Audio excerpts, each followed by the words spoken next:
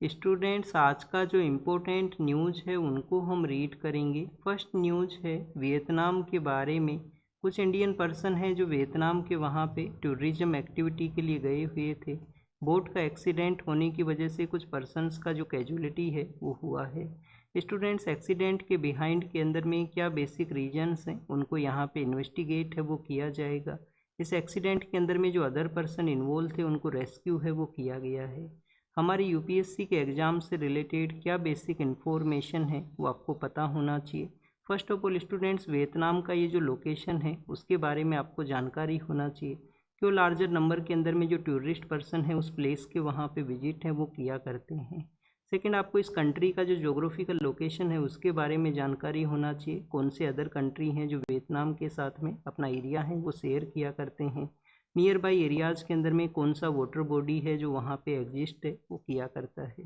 Third, आपको यहाँ पे जो जानकारी होना चाहिए इंडिया और वियतनाम का जो बायलैटरल रिलेशन है उसके बारे में, और कौन सा ऐसा मल्टीलेटरल प्लेटफॉर्म है जहाँ पे इंडिया और वियतनाम बोथ कंट्रीज़ हैं उसके पार्ट के रूप से एग्जिस्ट हैं वो किया करते हैं। तो इंडिया के पर्सपेक्टिव से वियतनाम का जो रिलेशन है वो किस तरीके से एग्जिस्ट करता है उसके बारे में भी आपको आईआर के रिगार्डिंग में जानकारी है वो होना चाहिए। तो फर्स्ट पॉइंट के बारे में अगर हम रीड करें तो वियतनाम के वहाँ पे एक जगह है जिसको कि फ्यू कुओक के नाम से जाना करते हैं। लोकेशन का नाम है वो क्या है स्टूडेंट्स? फ्यू कुओक उस लोकेशन का नाम है। क्योंकि स्टूडेंट्स हो सकता है एग्ज़ाम के अंदर में लोकेशन आपको मेंशन करते हुए कंट्री के साथ में मैच है वो करवा लिया जाए, और क्वेश्चन आपसे पूछ लिया जाए कि इनमें से कौन कौन से जो पेयर हैं वो करेक्ट वे के अंदर में एग्जिस्ट हैं वो किया करते हैं। तो एक क्वेश्चन को हम यहाँ पे प्रैक्टिस है वो करते हैं। फर्स्ट आप देखिए कि आपको जो लोकेशन है वो मेंशन किया गया है फ्यू कुओक के बारे में। फर्स्ट आपको जो लोकेशन मेंशन किया गया है वो है फ्यू कुओक है, और वहाँ पे जो कंट्री इसके पेयर के अंदर में बताया गया है वो है आप देखिए कि वियतनाम। सेकंड, आपको जो लोकेशन यहाँ पे मेंशन किया गया है क्वेश्चन के अंदर में तो क्वेटा है, क्वेटा नाम का जो लोकेशन है। और यहाँ पे जो कंट्री जो मेंशन किया गया है इसके पेयरिंग के अंदर में वो है अफगानिस्तान, वो है अफगानिस्तान। थर्ड, आप देखिए कि आपको यहाँ पे जो जो जो लोकेशन है वो मेंशन किया गया है मराकाइबो, मराकाइबो। और आपको जो जो पेयर के अंदर में जो कंट्री दिया गया है वो दिया गया है स्पेन यहाँ पे। तो इनमें से कौन कौन सा पेयर है वो करेक्टली वे के अंदर में एग्जिस्ट करता है। आप देखिए कि फ्यू कोक है जो अभी हमने रीड किया वियतनाम के वहाँ पे एग्जिस्ट करता है, जहाँ पे टूरिस्ट पर्सन भी लार्जर नंबर में जाया करते हैं। क्वेटा नाम का जो सिटी है वो पाकिस्तान के वहाँ पे सिचुएटेड है, अफगानिस्तान के वहाँ पे नहीं है। पाकिस्तान में जो बलूचिस्तान का जो रीजन है उसका एक लार्जर सिटी के रूप से क्वेटा है वो एग्जिस्ट करता है, जो पाकिस्तान का साउथ वेस्टर्न का जो पार्ट है वो वहाँ पे। फिर आप देखिए कि मराकाइबो के बारे में है। मराकाइबो आप देखिए कि एक लेक के रूप से भी एग्जिस्ट करता है वेनेजुला के वहाँ पे, स्पेन के वहाँ पे नहीं है। रिसेंटली स्पेन भी न्यूज़ के अंदर में है, वाइल्ड फायर की वजह से वो न्यूज़ के अंदर में है। यूरोप के कुछ कंट्रीज़ के वहाँ पे वाइल्ड फायर के जो एक्सीडेंट हैं वो सामने आए हैं। तो फ्यू कोक के बारे में हम देखते हैं, और ऐसे आपसे क्वेश्चन है वो पूछे जा सकते हैं। इस तरीके से आपको कुछ लोकेशन अगर न्यूज़ के अंदर में रहा है तो उसको आपको प्रैक्टिस करना चाहिए, उसको आपको इस तरीके से आप देखिए कि आप अपना प्रैक्टिस के अंदर में उसको इंक्लूड है वो कर सकते हो। तो फ्यू कोक के वहाँ पे लोग क्यों जाते हैं? कोरल रीफ है उसका प्रेजेंस है वहाँ पे, जो कोरल रीफ है उसका प्रेजेंस है। कोरल रीफ के अलावा आप देखिए कि जो टूरिस्ट पर्सन के द्वारा आइलैंड होपिंग का जो एक्टिविटी किया जाता है, आइलैंड होपिंग का एक्टिविटी है वो क्या हुआ करता है, बोट को यूज करते हुए एक आइलैंड से अदर आइलैंड के वहाँ पे टूरिस्ट पर्सन है वो विजिट करते हैं, इसको आइलैंड होपिंग का एक्टिविटी बोला करते हैं। तो इसी एक्टिविटी के अंदर में आप देखिए कि वहाँ पे ये एक्सीडेंट है वो हुआ है। नेक्स्ट, आपको यहाँ पे क्या जानकारी होना चाहिए, हम वियतनाम का जो लोकेशन है उसके बारे में रीड करेंगे। वियतनाम आप देखिए कि जो साउथ ईस्ट एशिया का जो कंट्री है उसके रूप से एग्जिस्ट करता है। कुछ कंट्रीज़ के साथ में भी इसका एरिया शेयर होता है, कुछ वाटर बॉडीज़ हैं वो भी इसके नियर बाई एरियाज़ के अंदर में सिचुएटेड हैं। अपना जो एटलास है उसको ओपन करके इसको प्रैक्टिस ज़रूर से करना, क्योंकि स्टूडेंट्स हो सकता है कोई क्वेश्चन कभी ना कभी डायरेक्टली या इनडायरेक्टली वे के अंदर में आपसे पूछ लिया जाए और आपको एग्ज़ाम के अंदर में ऐसे प्रैक्टिस से हेल्प है वो ज़रूर से मिले। तो जोग्राफिकल लोकेशन के लिए गूगल या फ़ोन को यूज मत किया कीजिए। आपका कोशिश होना चाहिए कि आप अपना एटलास है उसको लार्जर वे में यूज़ वहाँ पे करो। लार्जर वे में आप एटलास को यूज़ करोगे तो आपको हैबिट है वो भी डेवलप होगा, आपका जो जोग्राफिकल लोकेशंस उनका अंडरस्टैंडिंग है वो यहाँ पे डेवलप होगा। और एक बार अब एटलास को अगर आप देखते हो और उसके बाद में अगर आप गूगल यूज करोगे तो कभी ना कभी आपको जब भी डिस्कशन के अंदर में किसी रीडिंग के समय में कोई लोकेशन आता है और उसको फिर आप गूगल करते हो तो आपको फिर वो वहाँ पे बेटर अंडरस्टैंडिंग है वो डेवलप होगा। तो पहली कोशिश किया कीजिए कि अपना जो बुक है, जो आपका स्कूल एटलस है, उसको ओपन करते हुए उस लोकेशन को आप यहाँ पे देखो। तो साउथ ईस्ट एशिया के कंट्री के रूप से ये सिचुएटेड है। इस तरीके से आप देखिए कि जो ईस्टर्न पार्ट का एरिया है, ये जो साउथ ईस्ट एशिया के जो कंट्रीज हैं, इनका जो ईस्टर्न एरिया है वहाँ पे इसका जो लोकेशन है वो एग्जिस्ट किया करता है। इसके नॉर्दर्न पार्ट के अंदर में जो कंट्री अपना बॉर्डर शेयर करता है वो है चाइना। चाइना इसके नॉर्दर्न पार्ट के अंदर में सिचुएटेड है। इसका जो वेस्टर्न पार्ट है वहाँ पे 2 कंट्रीज हैं। नॉर्दर्न पार्ट के अंदर में तो आप देखिए कि लाओस नाम का जो कंट्री है नॉर्दर्न पार्ट के अंदर में, तो लाओस वहाँ पे सिचुएटेड है। और जो इसका साउथ वेस्टर्न का जो पार्ट है वहाँ पे आप देखिए कि कंबोडिया नाम का जो कंट्री है वो एग्जिस्ट करता है। 2 वाटर बॉडी भी इसके साथ में एरिया शेयर करते हैं। एक वाटर बॉडी है साउथ चाइना सी है, एक बॉडी है साउथ चाइना सी का यहाँ पे एग्जिस्टेंस में है। और आप देखिए कि गल्फ ऑफ थाईलैंड है जो इसके साउथ वेस्टर्न पार्ट के अंदर में एग्जिस्ट है वो करता है। कौन सा जो गल्फ है, गल्फ ऑफ थाईलैंड है जो इसके साउथ वेस्टर्न पार्ट के अंदर में एग्जिस्ट करता है। तो ये हुआ वियतनाम के बारे में। अगर हम यहाँ पे इंडिया के पर्सपेक्टिव से रीड करें, बट उससे पहले आप देखिए कि साउथ चाइना सी के बारे में भी आपको एक पॉइंट है वो पता होना चाहिए। पॉइंट आपको ये पता होना चाहिए, वही सी का एरिया है जहाँ पे चाइना अपना जो डोमिनेंस है उसको असर्टिवनेस के रूप से इस्टेब्लिश करने का कोशिश करता है। और ये जो एशिया आसियान के जो कंट्री हैं जिसके अंदर में आप देखिए कि यहाँ पे वियतनाम भी है और कुछ अदर कंट्री भी हैं। तो जो चाइना का यहाँ पे ये जो असर्टिवनेस है उसको आप देखिए कि काउंटर करने का उनके द्वारा भी कोशिश किया जाता है। जब चाइना अपना ईयरली बेसिस के ऊपर में अपना कोई मैप है उसको वहाँ पे रिलीज करता है, काफ़ी बार तो आप देखिए कि साउथ चाइना सी के अंदर में काफ़ी सारे ऐसे एरिया हैं जो उनके डोमेन में भी नहीं हैं, उनको अपने कंट्रोल के अंदर में उस मैप के अंदर में शो करेंगे। तो ओवरऑल ये यहाँ पे एक आप डिप्लोमेसी के अंदर में एक आप देखिए कि पार्ट यहाँ पे देख सकते हो कि अपना असर्टिवनेस को सेटअप करने का उनका कोशिश हुआ करता है इस तरीके से इस रीजन के अंदर में। सेकंड, अगर हम यहाँ पे इंडिया के पर्सपेक्टिव से देखें तो इंडिया आप देखिए कि हिस्टोरिकल रिलेशन है वो वियतनाम के साथ में हमारे एग्जिस्ट करते हैं। हिस्टोरिकल रिलेशन किस तरीके से, वियतनाम का ये जो टेरिटरी है कभी फ्रांस का आप देखिए कि कॉलोनी है वो हुआ करता था, फ्रांस के कंट्रोल में ये हुआ करता था। और इनका इंडिपेंडेंस का जो मूवमेंट है उसको इंडिया ने अपना सपोर्ट है वो प्रोवाइड किया था। सेकंड, जब यूएस की फोर्स वियतनाम के वहाँ पे आती हैं और यूएस की फोर्सेज आप देखिए कि विक्ट्री जो अल्टीमेट ऑब्जेक्टिव था उसको अचीव नहीं कर पाती हैं, तो यूएस के विड्रोवल के बाद में वियतनाम के वहाँ पे जो यूनाइटेड वियतनाम एग्जिस्टेंस में आया था तो उसको इंडिया ने आप देखिए कि अपना सपोर्ट है वो प्रोवाइड किया था, इंडिया ने उसको रिकॉग्नाइज है वो किया था। इनिशियली कुछ ही ऐसे कंट्री थे जो यूनाइटेड वियतनाम को वहाँ पे रिकॉग्नाइज करते थे, जिसमें इंडिया भी उसके पार्ट के रूप से एग्जिस्ट किया करता था 1975 के समय में। तो 75 का वो समय है जब इंडिया इसको रिकॉग्नाइज करता है यूएस वॉर की सिचुएशन के बाद में। सेकेंड, आप देखिए कि प्रेजेंट समय के अंदर में हमारा जो पार्टनरशिप है जिसको 2016 के समय में कम्प्रीहेंसिव स्ट्रेटजिक पार्टनरशिप के रूप से एलिवेट है वो किया गया था। तो ये हमारा जो बाइलेटरल रिलेशन है उस स्टेटस को ये शो करता है, क्लोज कनेक्टिविटी है, क्लोज जो एक दूसरे के साथ में जो इंटरकनेक्टेडनेस है उसको ये शो करता है। वियतनाम हमारा जो एक एक्टिस्ट पॉलिसी है, हमारा जो फॉरेन पॉलिसी का जो पार्ट है कि जो पहले लुकिस्ट हुआ करता था बाद में उसको एक्टिस्ट किया गया, उसके भी पार्ट के रूप से आया करता है। एक प्लेटफॉर्म है international platform Mekong Ganga cooperation, Mekong Ganga cooperation जिसमें इंडिया भी उसका पार्ट है और 5 जो आसियान कंट्री हैं वो भी उसके पार्ट के रूप से आते हैं। तो 5 आसियान कंट्री के अंदर में आप देखिए कि वियतनाम भी वहाँ पे है। कौन कौन से 5 आसियान कंट्री हैं, कंबोडिया है, लाओस है, वियतनाम है, म्यांमार और थाईलैंड है। तो मेकोंग गंगा नाम का जो एक ऑपरेशन है, गंगा रिवर इंडिया में फ़्लो करता है, मेकोंग रिवर है वो इन अदर कंट्रीज़ में फ़्लो करता है। तो इन कंट्रीज़ का ये जो कोऑपरेशन है रिवर के बेसिस के ऊपर में, रिवर थीम को कनेक्ट करने के रिगार्डिंग में, तो जिसके अंदर में आप देखिए कि ये कंट्री जिसके पार्ट हैं वो हुआ करते हैं। मेकोंग गंगा कोऑपरेशन नाम का ये जो ऑर्गेनाइजेशन है, जो प्लेटफॉर्म है, इसका हेडक्वार्टर कहाँ पे है ये आप कमेंट सेक्शन में बताना, ये आपका यहाँ पे होमवर्क है। यूपीएससी ने एक बार आप देखिए कि इसके मेंबर्स के रिगार्डिंग में क्वेश्चन पूछा था 2014 या 15 के समय में, 14-15 के समय इसके बारे में क्वेश्चन है वो पूछा गया था।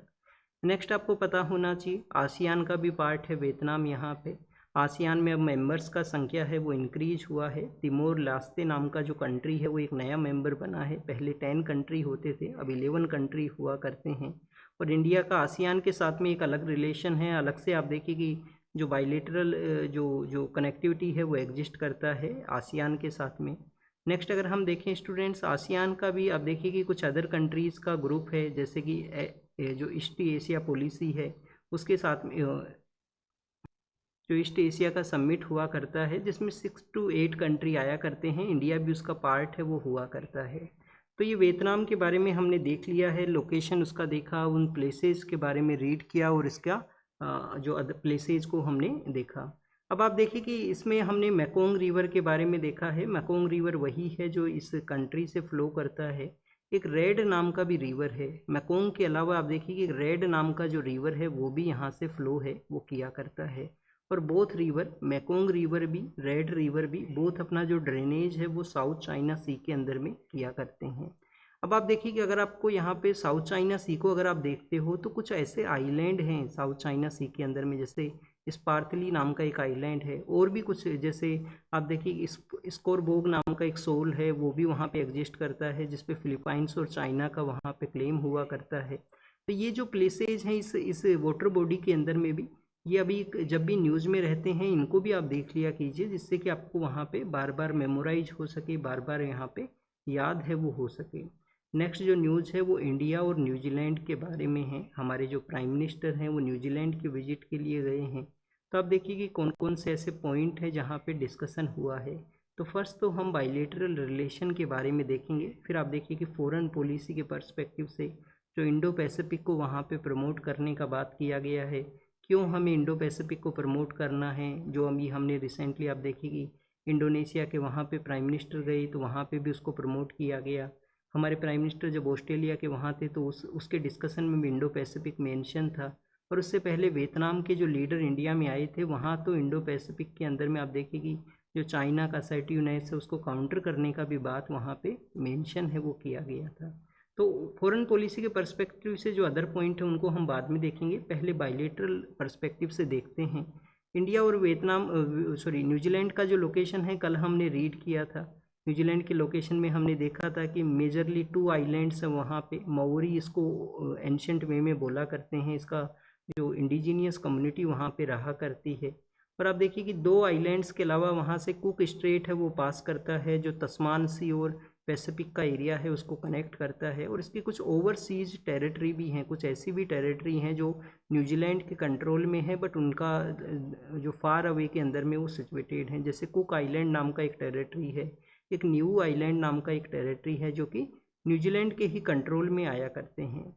नेक्स्ट आप देखिए कि यहाँ पे जो बायलेटरल पर्सपेक्टिव से हुआ है कि हमारे बोथ कंट्रीज का ये जो रिलेशन है उसको एज ए स्ट्रेटजिक पार्टनरशिप के रूप से एग्जिस्टेंस में लाना है। तो बायलेटरल जो पार्टनरशिप है उसको एज ए स्ट्रेटजिक पार्टनरशिप के रूप से यहाँ पे एलिवेट है वो किया गया है।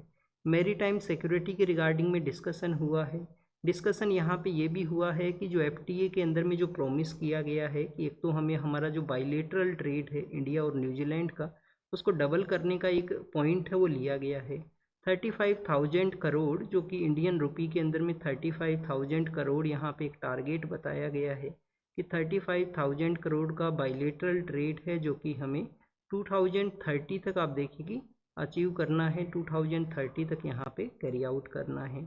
फिर जो FTA के अंदर में जो न्यूजीलैंड का प्रॉमिस है इन्वेस्टमेंट का उसका भी मेंशन है कि $20 बिलियन जो न्यूजीलैंड आने वाले 15 ईयर्स में इंडिया में इन्वेस्ट करेगा, तो उसको भी यहाँ पे मेंशन है वो किया गया। हाइड्रोग्राफिक डाटा शेयरिंग के बारे में है कि बोथ कंट्री एक दूसरे के साथ में जो हाइड्रोग्राफिक रिसर्च है उसके डाटा को शेयर हैं वो करेंगे। अब आप देखिए स्टूडेंट्स यहाँ पे इंडो पैसिफिक के बारे में मेंशन है। इंडिया इंडो पैसिफिक को क्यों प्रमोट करता है? एक तो चाइना का जो असर्टिवनेस है पैसिफिक एरिया के अंदर में, उस वजह से इंडिया इसको प्रमोट करता है उसको काउंटर करने के लिए। सेकंड आप देखिए कि लाइक माइंडेड जो कंट्री हैं एक दूसरे के जो सेम जो स्ट्रेटजी को अडॉप्ट करते हैं, इंस्टीट्यूशनल रिफॉर्म्स का बात करते हैं, डेमोक्रेटिक कंट्री के रूप से सिचुएटेड हैं। तो लाइक माइंडेड कंट्रीज़ का भी एक ग्रुप यहाँ पे बना है जिसको क्वेड के नाम से भी जानते हैं। और कुछ ही आप देखिए कि ये जो स्मॉल आइलैंड कंट्रीज़ हैं वो भी यहाँ पे एग्जिस्ट करते हैं जिसके अंदर में न्यूजीलैंड भी है। तो इस वजह से भी यहाँ पे इंडो पैसिफिक को प्रमोट किया जाता है। रिसेंटली चाइना के द्वारा जो पैसिफिक के एरिया के अंदर में मिसाइल का जो टेस्टिंग किया गया है उसके रिगार्डिंग में भी कंसर्न्स यहाँ पे रेज हुए हैं। न्यूजीलैंड ने भी अपने कंसर्न्स को रेज किया है कि चाइना का इस तरीके से डोमिनेंस को शो करना, इस तरीके से आप देखिए कि क्योंकि रिसेंटली जो ऑस्ट्रेलिया है उन्होंने चाइना की कुछ ऐसे आइलैंड थे उसके नियर बाई एरियाज़ में, जैसे फिजी का जो आइलैंड है, तो वहाँ पे ऑस्ट्रेलिया के कुछ कुछ जो जो जो एग्रीमेंट्स हैं वो साइन हुए हैं जिनको कि चाइना एज एक थ्रेट के रूप से, एक कंसर्न के रूप से कंसिडर करता है। तो चाइना का ये जो जो यहाँ पे जो डिफेंस वेपन्स का जो टेस्टिंग है उसको कंडेम मीन्स कि उसको काउंटर करने के लिए इस तरीके से इंडो पैसिफिक को ये कंट्री हैं वो यूज करते हैं, और इंडिया अपना अपना जो असर्टिवनेस है, अपने जो प्रोजेक्ट हैं उनको यहाँ पे बूस्ट करने के लिए इंडो पैसिफिक है उसको यहाँ पे यूज है वो करता है। सेकंड, अगर हम रीड करें स्टूडेंट्स, राम टेम्पल के बारे में मेंशन है। राम टेम्पल के बारे में आप देखिए कि जो उसके डोनेशन के रिगार्डिंग में जो इश्यू हुआ है उसके बारे में जो टेम्पल कंस्ट्रक्शन कमेटी के जो पर्सन हैं निपेंद्र मिश्रा, जो फॉर्मर हमारे प्राइम मिनिस्टर के प्रिंसिपल सेक्रेटरी भी हुआ करते थे, उनका ये जो स्टेटमेंट है वो यहाँ पे आया है, उनके बारे में मेंशन है। अब आप देखिए कि हमें टेम्पल का जो जो फंड का जो यहाँ पे जो इश्यूज़ हैं उनके बारे में तो हम हमारे एग्ज़ाम के अंदर में क्वेश्चन पूछने के चांसेज कम हैं। टेम्पल कंस्ट्रक्शन के बारे में ऑलरेडी हम देख चुके हैं, नगारा स्कूल ऑफ टेम्पल आर्किटेक्चर के थ्रू ये बना है। अब देखिए कि नगारा स्कूल ऑफ टेम्पल आर्किटेक्चर के जो फीचर हुआ करते हैं कि अप्रेज प्लेटफॉर्म के ऊपर बनाया जाता है, वहाँ पे आप देखिए कि जो अलग अलग फीचर हैं कि कैसे वहाँ पे जो जो जो अपर जो यहाँ पे कंस्ट्रक्शन हुआ करता है जिसको किसके नाम से जाना करते हैं नगारा स्कूल के अंदर में। फिर आप देखिए कि कलश का भी प्रेजेंस आपको मिलेगा वहाँ पे। बाउंड्री वॉल का कॉन्सेप्ट नहीं होता है नगारा स्कूल के अंदर में, बट ये द्रविडियन फीचर को भी यहाँ पे इंक्लूड किया गया। बंसी पहाड़पुर नाम की वो जगह है राजस्थान के अंदर में जिसके स्टोन का यूज हुआ है इस टेम्पल के अंदर में। स्टैचू का जो कंस्ट्रक्शन है वो आप देखिए कि मैसूर के वहाँ से जो ब्लैक ग्रेनाइट आया करता है उसको यूज वहाँ पे किया गया है। अब हमारी एग्जाम के रिगार्डिंग एक पॉइंट यहाँ पे हम डिस्कस करेंगे। काफ़ी बार आप देखिए कि पीएमओ के बारे में मेंशन होता है, prime minister office. Prime minister office को जो हेड किसके द्वारा किया जाता है, प्राइम मिनिस्टर ऑफिस का जो हेड है वो कौन होता है? क्या principal secretary to prime minister उसका हुआ करता है हेड यहाँ पे, या आप देखिए कि प्राइम मिनिस्टर पीएमओ का हेड हुआ करता है? तो ये आपको कमेंट सेक्शन में बताना है कि पीएमओ का जो हेड है वो कौन होता है। और पीएमओ का आप देखिए कि जो इस्टेब्लिशमेंट है वो भी 1977 के समय में हुआ है, 1977 के समय उसको इस्टेब्लिश किया गया है। तो क्वेश्चन ऐसे भी पूछे जा सकते हैं, क्या इंडिपेंडेंस के समय से ही पीएमओ एग्जिस्ट करता है? पहले इसका नाम है वो डिफरेंट होता था, बाद में पीएमओ अलग से इसका नाम रखा गया था 77 के समय में। और प्राइम मिनिस्टर के जो प्रिंसिपल सेक्रेटरी हैं उनका एक इम्पोर्टेंट रोल है इस ऑफिस के अंदर में। नेक्स्ट आप देखिए कि पॉपुलेशन डे है, 11 जुलाई का जो डे हुआ करता है उसको एज ए पॉपुलेशन डे के रूप से सेलिब्रेट किया जाता है। पॉपुलेशन के रिगार्डिंग में जो ट्रेंड्स हैं उनको बताया जाता है। पॉपुलेशन के जो यहाँ पे डाटाज हैं उनके बारे में भी मेंशन होता है। इंडिया आप देखिए कि पॉपुलस कंट्री है, हमारे यहाँ पे जो जोग्राफिकल एरिया है वो कम है, पॉपुलेशन ज़्यादा है, मीन्स हमारे यहाँ पे रिसोर्सेज के ऊपर में प्रेशर है वो ज़्यादा है, चाहे वाटर का रिसोर्सेज हो, चाहे आप देखिए कि अदर मिनरल्स का यहाँ पे रिसोर्सेज हो। तो ये भी एक ऐसा रीजन हुआ करता है जो कि हमें अल्टीमेट आप देखिए कि हम जो रिसोर्स हैं उनको यहाँ पे एक्सप्लोर करना हो या अदर कंट्री से परचेज करना हो, इन एक्टिविटीज़ में ज़्यादा इंगेज होते हैं। अब ये पॉपुलेशन के बारे में मेंशन है, कब हम इस पॉपुलेशन डे को ऑब्जर्व करना स्टार्ट किए गए। United Nation development programme UNDP नाम का जो प्रोग्राम हुआ करता है, यूनाइटेड नेशन डेवलपमेंट प्रोग्राम, इसके थ्रू आप देखिए कि 1989 के समय से ये पॉपुलेशन डे को ऑब्जर्व है वो किया जाता है। 87 के समय कुछ ऑब्जर्व हुआ था कि पॉपुलेशन का जो जो एक डाटा है उसको क्रॉस किया गया है, तो उसी के बाद में ये ऑब्जर्वेशन एग्जिस्टेंस में आया 11 जुलाई को as a world population day का ऑब्जर्वेशन। नेक्स्ट यहाँ पे जो न्यूज़ है वो मेंशन है बेसिकली जम्मू एंड कश्मीर के बारे में। जम्मू एंड कश्मीर है जो कि एक यूनियन टेरिटरी है, और आप देखिए कि वहाँ के जो चीफ मिनिस्टर हैं ये एक डिमांड है कि उस यूनियन टेरिटरी का जो स्टेटहुड है जो अर्लियर फेज में जो होता था उसको रीस्टोर है वो किया जाए, स्टेटहुड का रीस्टोर यहाँ पे हो, कुछ स्पेशल पावर्स हैं वो भी दिया जाए जम्मू एंड कश्मीर को। बेसिकली स्टूडेंट्स प्रेजेंट समय में यूटी है और वहाँ पे लेजिस्लेटिव असेंबली है, उसका वहाँ पे इस्टेब्लिशमेंट है। पर डिमांड क्या है, डिमांड वहाँ पे ये है कि स्टेटहुड का जो रिस्टोरेशन है वो वहाँ पे हो सके। और आप देखिए कि लद्दाख का भी यही डिमांड है। लद्दाख का एक और डिमांड है कि 6 शेड्यूल के अंदर में उनको इंक्लूड है वो किया जाए, 6 शेड्यूल में उनका इंक्लूजन हो। नेक्स्ट आप देखिए कि उड़ीसा के बारे में है। उड़ीसा के जो चीफ मिनिस्टर हैं उन्होंने एक ऑर्डर दिया है कि जो फर्स्ट क्लास से लेकर 7th क्लास का जो बुक्स हैं, जो टेक्स्ट बुक हैं, उनमें जो जो जो एरर वहाँ पे हुआ है तो उसको क्रिमिनल वे के अंदर में प्रोव किया जाए, उसको वहाँ पे इन्वेस्टिगेट किया जाए। क्योंकि स्टूडेंट्स काफ़ी सारे एरर्स वहाँ पे दिखाए गए हैं। जब हम उड़ीसा के बारे में रीड करते हैं, कोणार्क सन टेम्पल आपको पता होगा कितना फेमस है उड़ीसा के रिगार्डिंग में, तो वहाँ पे हम्पी का जो प्लेस है उसको दिखा दिया गया है इस बुक के अंदर में। एक इस तरीके का एरर इस न्यूज़ में मेंशन है। और इसके अलावा आप देखिए और भी काफ़ी सारे प्लेसेज के अंदर में कुछ डिफरेंस हुआ है, तो इसके रिगार्डिंग में ऑर्डर है वो दिया गया। एग्ज़ाम के पर्पज़ से ज़्यादा इम्पोर्टेंट कोई इन्फॉर्मेशन यहाँ पे नहीं है। नेक्स्ट आप देखिए कि स्टूडेंट्स सदर्न इंडिया का जो नाइटिंगले नाम का जो यहाँ पे एक वर्ड यूज किया जाता है उसके बारे में है। तो ये बेसिकली प्लेबैक सिंगर हुआ करते थे, इनको नेशनल फिल्म अवार्ड्स हैं वो भी दिए गए हैं। तो उनका अभी डेथ हुआ है, उनके बारे में यहाँ पे मेंशन है। अब आप देखिए कि नाइटिंगले के बारे में यहाँ पे बताया गया है कि जब भी हम इंडिया का जो नाइटिंगले है उनके बारे में देखते हैं कि ये जो जो इंडियन नाइटिंगले है वो किसको बोला जाता है, सरोजनी नायडू हैं। सरोजनी नायडू हैं, उनको आप देखिए कि इंडिया का जो नाइटिंगले है वो बोला जाता है। और उनको अवार्ड है वो भी दिया गया है, उसके सॉरी उनको इस तरीके से जो टाइटल है वो दिया गया है। यूपीएससी ने इसके बारे में एक क्वेश्चन है वो भी पूछा था। सरोजनी नायडू आपको पता होना चाहिए कि 1925 का जो कांग्रेस सेशन होता है उसको इनके द्वारा हेड है वो किया गया था, 25 का कांग्रेस सेशन। और फर्स्ट इंडियन वुमेन बनते हैं जो इसको इस कांग्रेस सेशन को हेड किए थे। क्या फर्स्ट वुमेन भी थे क्या ये? इंडियन वुमेन तो हमने यहाँ पे मेंशन किया, क्या फर्स्ट वुमेन भी थे क्या? फर्स्ट वुमेन नहीं थे वो। उससे पहले जो एनी बिसेंट नाम का जो फॉरेन लेडी हुआ करते थे, उन्होंने आप देखिए कि 1917 का जो कांग्रेस सेशन है उसको हेड है वो किया था। तो इन्होंने 25 के दौरान में हेड किया था कांग्रेस सेशन को। ये सरोजिनी नायडू के बारे में है। सदर्न इंडिया की जो मूवीज़ के जो सिंगर हैं जिनका डेथ हुआ उसके बारे में यहाँ पे मेंशन है।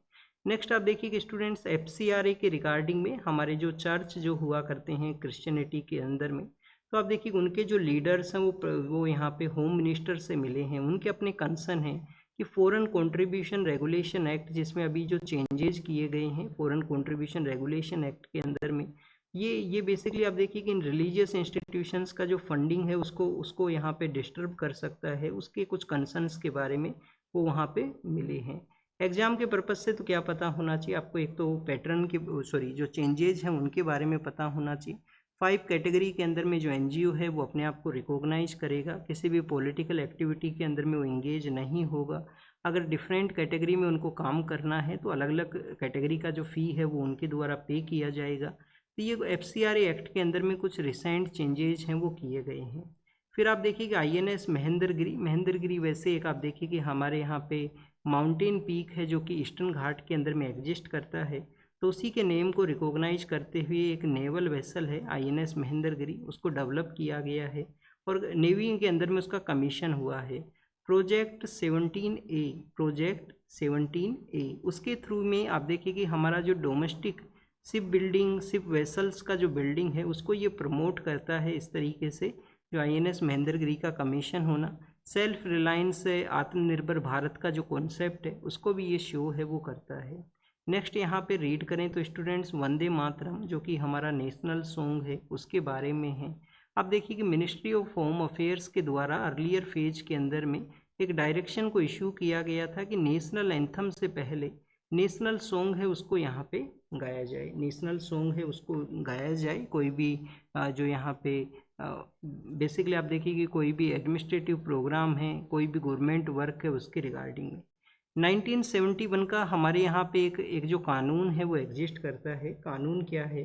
प्रिवेंशन ऑफ, आप देखिए कि किसी भी तरीके से जो यहाँ पे जो नेशनल ओनर एक्ट है, जो नेशनल ओनर एक्ट हुआ करता है उसके थ्रू यहाँ पे जो प्रिवेंशन ऑफ इंसल्ट का जो प्रोविज़न आया करता है उसके अंडर में प्रेजेंट समय में हमारा जो नेशनल फ्लैग है वो एग्जिस्ट करता है, नेशनल एंथम है वो एग्जिस्ट करता है और अमेंडमेंट्स के थ्रू नेशनल सॉन्ग है उसको भी वहाँ पे इंक्लूड किया गया है। बट हम फंडामेंटल ड्यूटीज़ के बारे में अगर प्रेजेंट समय में देखें, जो हमारा आप देखिए कि 51A के अंदर में फंडामेंटल ड्यूटी हैं, तो फर्स्ट ड्यूटी के अंदर में मेंशन किया गया है national anthem and national song, national anthem and national flag के बारे में। सॉन्ग के बारे में वहाँ पे भी नहीं मेंशन है।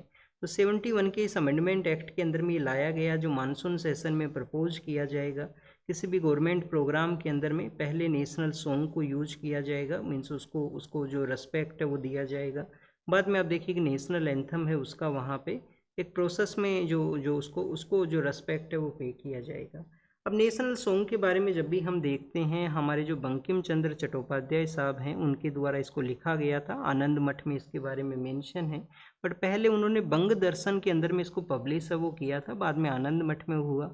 1896 का वो कांग्रेस सेशन है कलकत्ता के, वहाँ पे जब इसको पहली बार कांग्रेस सेशन के अंदर में गाया गया था 1896 के कांग्रेस सेशन में।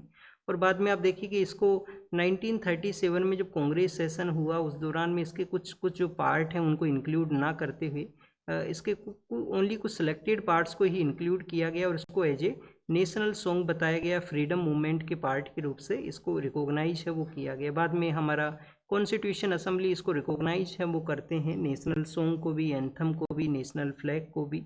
तो ये हमारा इसका जर्नी है। और अब यहाँ पे जो रिसेंट चेंजेस हैं तो स्ट्रिक्टली कंपाइल करने के लिए उसके बारे में मेंशन है, डायरेक्शन है। ये हमने देखा। नेशनल फ्लैग को किसने डिजाइन किया है? पिंगाली वेंकैया नाम के जो पर्सन हैं, जिनका अभी आप देखिए कि जुलाई में उनका डेब्यू हुआ करता है, तो उनके द्वारा इसको डिजाइन है वो किया गया है। नेशनल एंथम जो कि हमारे रविंद्रनाथ टैगोर साहब, उनके द्वारा इसको लिखा गया है। और 1911 का जो कांग्रेस सेशन है उसमें फर्स्ट टाइम इस जो नेशनल सॉन्ग एंथम है उसको गाया गया था। सॉन्ग को कब गाया गया था? 1896 के समय में। नेक्स्ट हम यहाँ पे रीड करें तो H1B वीज़ा प्रोग्राम के बारे में है। आप देखिए कि यूएस के अंदर में जो कंपनीज हैं, यहाँ पे हाई स्किल जो पर्सन है, हाई स्किल पर्सन है, उनको रिक्रूट करने के लिए उनके द्वारा बेसिकली H1B वीज़ा का प्रोग्राम है वो लाया गया था। सिर्फ IT सेक्टर के अंदर में ही ये नहीं है, काफ़ी सारे सेक्टर्स में एग्जिस्ट करता है। H1B वीज़ा के रिगार्डिंग में कुछ चेंजेज हैं वो किए जाएंगे अब यहाँ पे यूएस अथॉरिटीज़ के द्वारा। स्पेशली आप देखिए कि होमलैंड सिक्योरिटी का वहाँ पे कुछ प्रपोजल है। ऑप्शनल जो प्रैक्टिकल ट्रेनिंग है उसका वहाँ पे मेंशन है। एम्प्लॉयमेंट बेस्ड जो ग्रीन कार्ड्स दिए जाते हैं उसके बारे में कुछ चेंजेज हैं वो प्रपोज किए गए हैं। तो कैसे ये इम्पैक्ट करेगा? लार्जर इसके जो बेनिफिशरी हुआ करते हैं वो इंडिया या चाइना के जो पर्सन है वो हुआ करते हैं। और आप देखिए उन्हीं को ये जो प्रपोज अमेंडमेंट्स हैं वो कुछ चेंजेज कर सकते हैं, उनका जो माइग्रेशन है उसको यहाँ पे इम्पैक्ट हो सकता है। तो फर्स्ट आपको H1B वीज़ा का इतना ही पता होना चाहिए कि एक वीज़ा प्रोग्राम है, हाई स्किल जो पर्सन है उनको रिक्रूट करने का। वहाँ का जो पॉलिटिकल अथॉरिटी है अब इसको एज ए कंसर्न के रूप से देखता है कि बाहर के जो लोग वहाँ पे आते हैं तो लोकल जो पर्सनस का जो जॉब अपॉर्चुनिटी है वो उनको नहीं मिल पाता है। और बाहर के लोगों को आप देखिए कि कम अमाउंट के अंदर में भी वहाँ का जो अमाउंट कंपैरिजन है उसके कंपैरिजन में आप देखिए कम अमाउंट के अंदर में पे करते हुए उनको जो वर्क है वो करवाया जाता है, कंपनीज बेनिफिट है उसको गेन करते हैं। नेक्स्ट स्टूडेंट्स यहाँ पे जो कंटेनर्स हैं उनके बारे में है। और वेस्ट एशिया के पर्सपेक्टिव से जो कंटेनर्स का जो स्कीम आया था, जो 10,000 करोड़ का गवर्नमेंट कंटेनर मैन्युफैक्चरिंग को जो सपोर्ट प्रोवाइड करेगा उस स्कीम के थ्रू, उसके बारे में भी यहाँ पे मेंशन है। तो कंटेनर्स आप देखिए कि हमारा जो शिप का जो प्रोसेस है उसका इम्पोर्टेंट पार्ट हुआ करते हैं, बट वेस्ट एशिया क्राइसिस ने जो वल्नरेबिलिटी है उसको यहाँ पे कम्प्लीटली एक्सपोज है वो किया है। अब गवर्नमेंट इंटरवेंशन है वो ज़रूरी है इस सेक्टर के अंदर में, जिससे कि जो शोक जो एक्सपोज यहाँ पे हुआ है उसको ओवरकम किया जा सके, उसको यहाँ पे कंट्रोल है वो किया जा सके। नेक्स्ट जो न्यूज़ है वो किसके बारे में है? रेड कलर के बारे में है। जब भी कोई डेंजर का साइन आया करता है तो रेड कलर है उसको क्यों यूज किया जाता है? आप देखिए कि वेवलेंथ के रिगार्डिंग में अगर आप यहाँ पे स्पेक्ट्रम के अंदर में देखोगे तो लॉन्गेस्ट जो वेवलेंथ है वो रेड कलर का हुआ करता है। विबग्योर नाम का एक टर्म है, जो विबग्योर नाम का एक टर्म है। तो रेड आप देखिए कि सबसे लास्ट के अंदर में है, इसका वेवलेंथ है सबसे लार्जेस्ट हुआ करता है। इस तरीके से एक टर्म आपने 12th में, अगर आपका फिजिक्स आपके पास में रहा होगा तो आपने 10th-12th के अंदर में रीड है वो किया होगा। अब आप देखिए कि लार्जर है इसका वेव लेंथ, तो इसको काफ़ी डिस्टेंस के ऊपर में उसमें स्कैटरिंग नहीं हुआ करता है, इसकी वजह से इसका ऑब्जर्वेशन है वो काफ़ी ज़्यादा इजी है। फिर इसका ये जो कनेक्टिविटी बताया गया कि रेड है, ब्लड का जो कलर है वो भी रेड है, यहाँ पे फायर का जो कलर है वो भी रेडिश है। तो आप देखिए कि ये कुछ ऐसे रीजन है जब डेंजरस की वजह रिगार्डिंग में जब भी कोई डेंजर होता है रेड कलर का यूज है वो हुआ करता है। नेक्स्ट यहाँ पे स्टूडेंट्स वर्चुअल जो सपोर्ट जो हुआ करता है फुटबॉल के अंदर में, वर्चुअल असिस्टेंस रेफरी, तो उसके बारे में मेंशन है कि कैसे अभी एक फुटबॉल मैच के अंदर में ये जो कंसर्न्स उसके आए हैं। इनिशियली 2010 में इसको इंट्रोड्यूस वो किया गया था। कोई भी टेक्निकल एरिया है उसके अंदर में आप देखिए कि जो क्लियरिटी है, कोई एरर है उसको रोकने की रिगार्डिंग में वर्चुअल असिस्टेंट रेफरी का जो कॉन्सेप्ट है उसको इंट्रोड्यूस किया गया। 3 जो वर्ल्ड कप्स हैं वो हुए हैं। अब यहाँ पे जो इसके इश्यूज हैं उसका मेंशन है, बट एग्जाम के लिए नहीं इम्पोर्टेंट है। एग्जाम में चांसेज कम है कि ऐसा कोई क्वेश्चन आपसे पूछा जाए। फिर आप देखिए कि यूएस का जो डिपार्टमेंट ऑफ जस्टिस है, जिन्होंने लॉरेंस बिश्नोई का जो जो जो गैंग ऑपरेट करता है उसके बारे में जो मेंशन किया है, तो इसमें भी एग्जाम रिलेटेड कोई पॉइंट है वो नहीं मेंशन है। एरिया ऑफ कोऑपरेशन को बता दिया गया कि इन इन एरियाज में ये गैंग्स हैं वो ऑपरेट किया करते हैं। कनाडा के अंदर में जो किलिंग हुआ था उसमें इसका इनका इन्वॉल्वमेंट है वो बताया गया है। तो आप देखिए कि एग्जाम में क्या कोई क्वेश्चन आ सकता है क्या, यहाँ पे मेंस के अंदर में क्वेश्चन आपसे पूछा जा सकता है कि इस तरीके से जो गैंग्स हैं उनकी संख्या क्यों इंक्रीज हुई हैं, अथॉरिटीज़ को क्या एक्शन है वो लेने का ज़रूरत है। क्योंकि आप देखिए कि काफ़ी बार हम कुछ कुछ एरियाज़ में देखते हैं कि ऐसे जो गैंगस्टर्स हैं उनके द्वारा किसी को थ्रेट किया जाना, थ्रेट करने के बाद में आप देखिए कि उनसे कुछ रैंसम है वो मांगना, और ये जब पुलिस का प्रेजेंस होने के बाद में इस तरीके से गैंग्स जब ऑपरेट करते हैं तो कि ये सिक्योरिटी ऑफ द जो लॉ एंड ऑर्डर का जो सिचुएशन है उस पर भी कंसर्न को क्रिएट है वो करता है। तो क्वेश्चन हो सकता है आपसे कोई GS1 में GS2 में कोई क्वेश्चन आपसे पूछ लिया जाए। सेकंड यहाँ पे आप देखिए कि G5 नाम का जो OTT प्लेटफॉर्म है वहाँ पे सतलुज नाम का एक जो मूवी है या जो डॉक्यूमेंट्री है वो रिलीज हुआ था। अब ये मूवी किसके बारे में है, एक ह्यूमन राइट एक्टिविस्ट हुआ करते थे जसवंत सिंह खालरा, पंजाब के अंदर में। पंजाब में जब मिलिटेंसी का समय था, आप देखिए कि जब भी किसी भी एरिया में जब पुलिस का डोमिनेंस वो इंक्रीज होता है, कोई भी area as a police state के रूप से एग्जिस्ट करेगा, तो वहाँ पे आप देखेंगे काफ़ी बार पुलिस पर्सनल्स का भी जो एट्रोसिटी है वो सामने आती हैं, पुलिस पर्सनल्स के द्वारा एट्रोसिटी किया गया। हमने मुंबई के एरिया में भी रीड किया था कभी ना कभी, आपने अगर नहीं देखा है तो कोई डॉक्यूमेंट्री आप देखना, नेटफ्लिक्स के ऊपर में भी मुंबई के रिगार्डिंग में अवेलेबल है कि जब वहाँ पे लार्जर नंबर में गैंग्स हुआ करती हैं तो आप देखिए कि गैंग्स को जब एलिमिनेट करने का पावर दे दिया गया पुलिस अथॉरिटीज़ को, बाद में उन्हीं पुलिस ऑफिशियल्स के ऊपर में क्वेश्चंस उठने लगे थे कि उन्होंने किसी बिजनेसमैन को थ्रेट किया है कि उसका एनकाउंटर उनके द्वारा कर दिया जाएगा। तो ऐसे जो जो इंसिडेंट है जो अदर पार्ट में भी हुए थे, अब यहाँ पे ह्यूमन राइट के पर्सपेक्टिव से मेंशन है कि ह्यूमन राइट का जो वायलेशन है जो वहाँ पे हुआ, मूवी में 25,000 का वो नंबर बताया जाता है, कितने लोगों को पुलिस अथॉरिटीज़ ने जो टॉर्चर किया वहाँ पे। जो मिसिंग पर्सन है उनको आप देखिए कि बेनाम बताते हुए उनका जो फ्यूनरल है वो कर दिया गया वहाँ पे। तो ये बेसिकली एक ह्यूमन राइट एक्टिविस्ट जो वहाँ पे वो सिचुएशन को एक्सपोज करता है उनके बारे में है। क्या पुलिस अथॉरिटीज़ को इस तरीके से हार्ड होना चाहिए क्या?